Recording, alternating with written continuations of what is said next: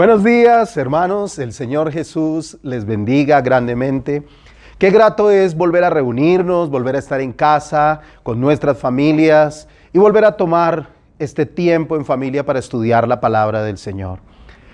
Hoy quiero invitarles a que abramos nuestra Biblia en el libro de Éxodo, el capítulo 3, desde el verso 7 y 8. La palabra del Señor dice: dijo luego Jehová, bien he visto la aflicción de mi pueblo que está en Egipto, y he oído su clamor a causa de sus exactores, pues he conocido sus angustias, y he descendido para librarlos de mano de los egipcios y sacarlos de aquella tierra a una tierra buena y ancha, tierra que fluye leche y miel. Quiero invitarle a que hagamos juntos una oración y vamos a poner este tiempo en las manos del Señor. Padre, hoy queremos pedirte que a la luz de tu palabra, Señor, tú nos hables, nos enseñes lo que hoy necesitamos aprender. Permite que esta enseñanza llegue a todo rincón de la tierra. Permite que cada persona que pueda oír, ver este mensaje, Señor, sea edificado, sea bendecido, sea ministrado y sea confrontado con una realidad hermosa que tú nos quieres enseñar hoy. Hoy ponemos nuestros corazones dispuestos para ti, para que tú nos enseñes, Espíritu Santo. En el nombre de Jesús, amén y amén. He titulado esta enseñanza El actuar de Dios para liberar a su pueblo.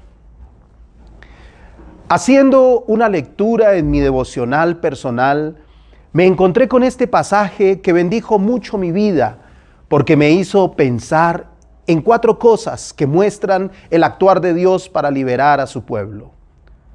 Cuando se presenta alguna circunstancia en particular o general de su pueblo en todo el mundo, son cosas que a veces nosotros no percibimos cuando estamos enfrentando momentos de dificultad, pero que debemos tener la seguridad de que así como sucedió con Israel, sucede con la iglesia el día de hoy. El pasaje nos muestra un momento conocido por todos y es el sufrimiento que vivía Israel en Egipto.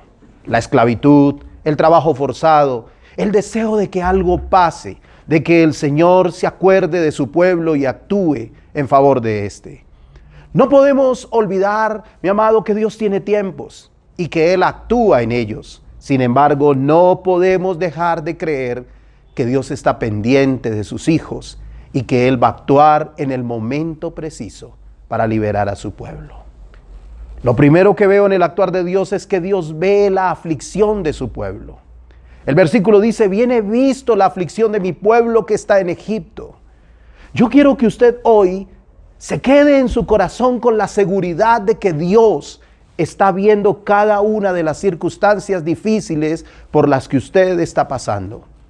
Algunos pueden llegar a sentir que Dios no se da cuenta de su sufrimiento. Y esto es natural que pase. Cuando el tiempo va pasando y los sufrimientos o las circunstancias difíciles vemos que no acaban, podemos llegar a pensar que Dios no nos mira, que tal vez no se interesa en nosotros, o de pronto llegamos a pensar que Dios no existe. Pero Dios sí existe y está viendo su aflicción. El versículo dice: bien he visto la aflicción de mi pueblo que está en Egipto. Muy posiblemente el pueblo de Israel se sentiría abandonado y cansado de tanto sufrimiento, hasta pensar que Dios ya no los amaba o que se había olvidado de ellos. Pero no es así. La Biblia nos muestra que Dios sí ve y lo hace bien. Él ve su sufrimiento. Él se está dando cuenta de lo que usted está viviendo. Mientras nosotros sufrimos, Dios le está hablando a alguien de nuestro sufrimiento y de lo que va a hacer para librarnos. Es interesante ver cómo el pueblo sufre y pareciera que no hay nadie que haga algo, que Dios se olvidó de su pueblo, pero no es así. En otro lugar, Dios le estaba hablando a un hombre de su pueblo y de los sufrimientos de su pueblo y de lo que Dios iba a hacer. Mientras usted sufre, Dios está levantando gente a orar por usted. Dios mueve gente a bendecirlo. Dios apareja las cosas para que llegue el momento de su liberación de cada una de esas situaciones. Alguien es inquietado por Dios para que usted reciba la ayuda que necesita. Así que en los próximos días, si usted recibe una bendición, sea pequeña, sea grande, sepa que es porque Dios sí está viendo. Y aun si usted no la recibe todavía, sepa que en el momento justo llegará esa ayuda. ¿Por qué? Porque Dios sí ve sus sufrimientos. Alguien se interesará en usted. Alguien será movido por Dios para bendecir su vida. Espérelo. Pero también hay que aprender a conocer que Dios ve nuestra aflicción. Me llamó tanto la atención en el libro de Génesis, el capítulo 16 y el verso 13, que dice: entonces llamó el nombre de Jehová que con ella hablaba, tú eres Dios que ve, porque dijo, ¿no he visto también aquí al que me ve? Agar fue una mujer sierva de Sara, que según como relata en el pasaje, Agar miraba con desprecio a su señora porque estaba embarazada y su señora no podía tener hijos.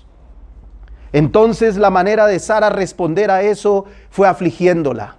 Esto causó que Agar huyera, pero el Señor se le apareció y la hizo regresar y le dio una promesa sobre su hijo, y ella ese día aprendió a conocer que Dios sí ve la aflicción de sus hijos, y llamó el lugar donde estaba el pozo del viviente que me ve, y llamó a Dios Jehová Raá, el Dios que me ve. Esa palabra Raá es la misma que se usa en el pasaje de Éxodo cuando el Señor le dice a Moisés que Él ha visto la aflicción. Estamos en el pozo del viviente que nos ve. No cometamos locuras, no huyamos de las circunstancias.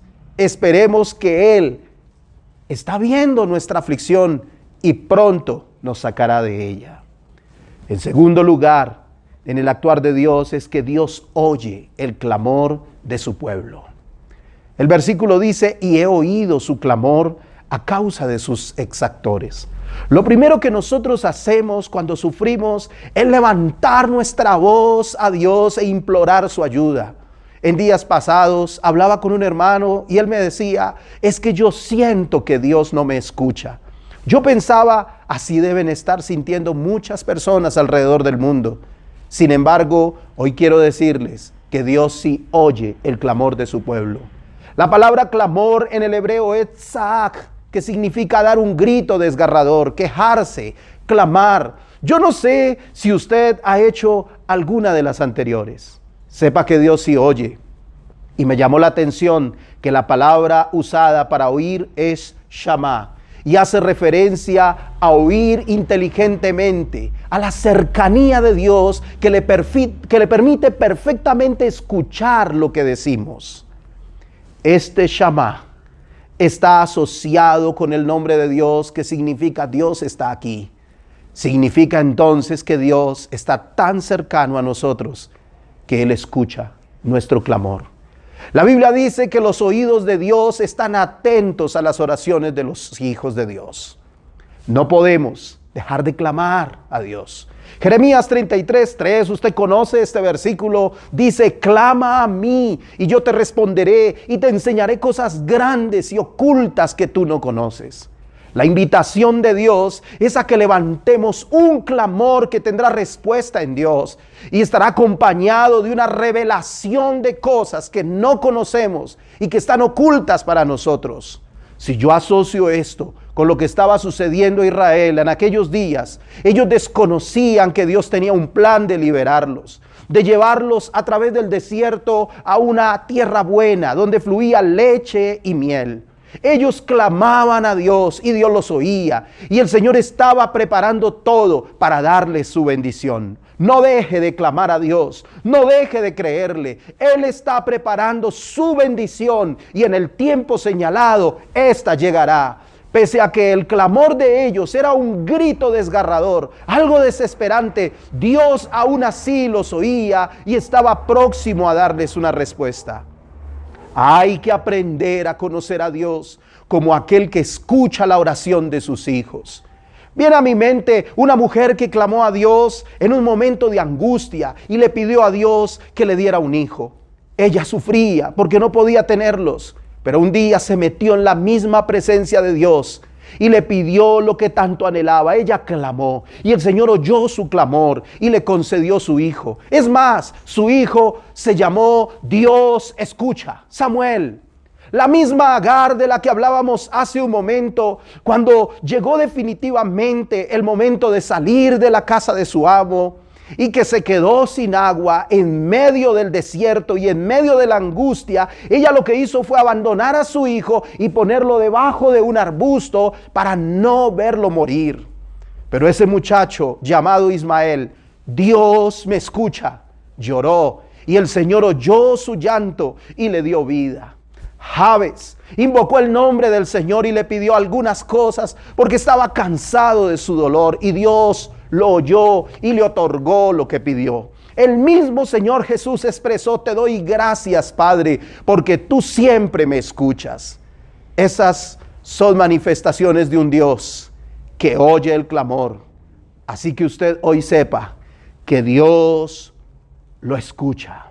En tercer lugar, en el actuar de Dios, es que Dios conoce las angustias de su pueblo. El versículo dice: pues he conocido sus angustias. Este término conocer hace referencia a seguir muy de cerca. ¿Quién más que Dios para conocer lo que pasa con nuestra vida? El Dios que le estaba hablando a Moisés de Israel fue el mismo Dios que le habló a Abraham de su descendencia y le dijo que sería esclava 400 años en Egipto. El mismo Dios que 2 generaciones más adelante le habló a Jacob que no temiera descender a Egipto, porque allí el pueblo se iba a multiplicar, pero que Dios los iba a sacar. Y es el mismo Dios que está en el cumplimiento del tiempo para que Israel, ya multiplicado y convertido en una nación, sea liberado de la esclavitud. Dios conoce perfectamente lo que estamos viviendo. Eso significa que a Dios no lo toma por sorpresa nada de lo que pasa en nuestra vida.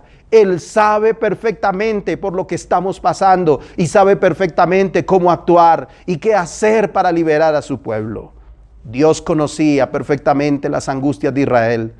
Dios empezó a hablarle a Moisés de lo que iba a suceder en Egipto y de cómo Él lo sacaría, de cómo su pueblo sería liberado después de glorificar su nombre. Una y otra vez le habló del endurecimiento del corazón de Faraón, pero Dios sabía lo que hacía. Hoy es igual. Dios sabe lo que hace. Él conoce sus angustias y sabe cómo librarlo a usted de ellas. Debemos aprender a conocer a Dios como un Dios muy cercano. Viene a mi mente el profeta Jeremías, al cual el Señor le dijo que antes que estuviera en el vientre de su madre, lo conoció. Y antes de que naciera, lo dio por profeta a las naciones. Ese es nuestro Dios, un Dios que nos conoce y que sabe por lo que pasamos y sabe que nos afligimos, que nos angustiamos, pero que tiene la fórmula para sacarlo a usted de todo eso. Él conoce perfectamente por lo que estamos pasando y está muy cercano a nosotros, siguiéndonos para que todo lo que ha prometido se cumpla en nuestra vida. Y por último, en el actuar de Dios, Dios desciende para liberar a su pueblo. Dice el versículo: y he descendido para librarlos de mano de los egipcios.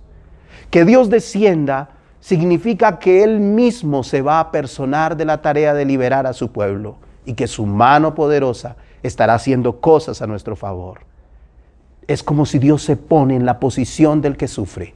Eso me muestra a mí que Dios se baja a la posición de su hijo para ayudarlo. Israel sufría en ese momento y no podía salir de la esclavitud, pero Dios mismo descendió para sacarlos. Dios comenzó a mostrar su poder y a manifestarlo de muchas maneras. Hoy quiero que sepa que Dios ha descendido para ayudarnos. Hace 2000 años el Señor Jesús descendió del cielo y se encarnó para vivir entre los hombres y llevarnos a eterna salvación. Es decir, que Dios siempre ha descendido a nuestra posición para ayudarnos, para liberarnos, para llevarnos a la victoria. Dios dará el pago a quien nos ha hecho daño. Dios no dejó sin su castigo a Egipto por haber maltratado y angustiado a Israel.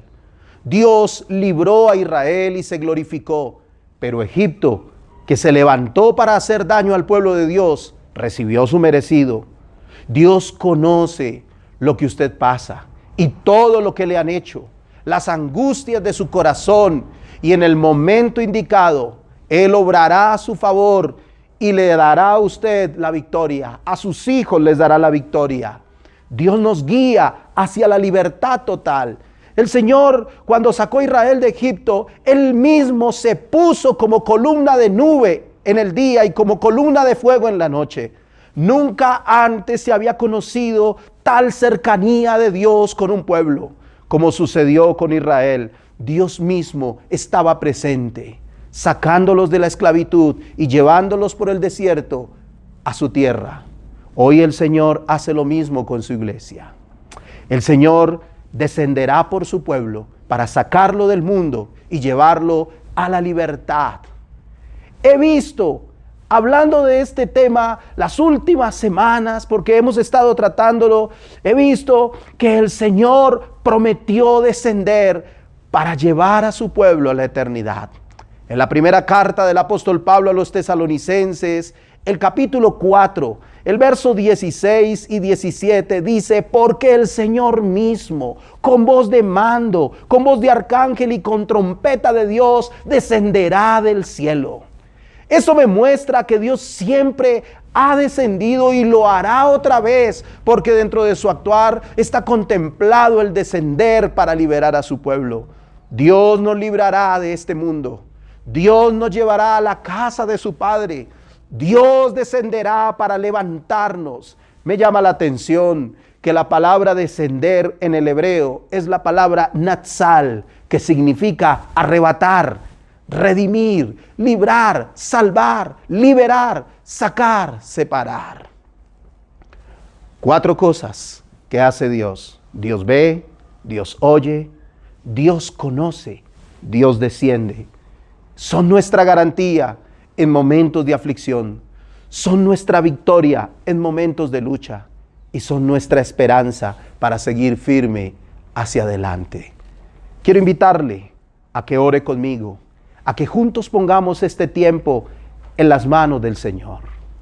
Padre, te damos muchas gracias. Gracias por tu presencia. Gracias por lo que tú haces. Gracias por las cosas maravillosas, Señor, que tú nos has regalado. Hoy he aprendido que tú ves mis aflicciones, que tú oyes mi clamor, que tú, Señor, conoces mis angustias y que tú descenderás para librarme de todo ello. Tu palabra dice: muchas son las aflicciones del justo, pero de todas ellas le librará el Señor. Hoy yo quiero, Señor del cielo, pedirte por todos los que están sufriendo, por todos los que están afligidos, por los que están clamando, por aquellos que están angustiados en gran manera. Señor, desciende para librarlos, bendito Rey de Gloria. Y te ruego, Señor, levanta su ánimo. Muéstrales que hay esperanza. Muéstrales que hay victoria. En el nombre de Jesús. Amén y amén.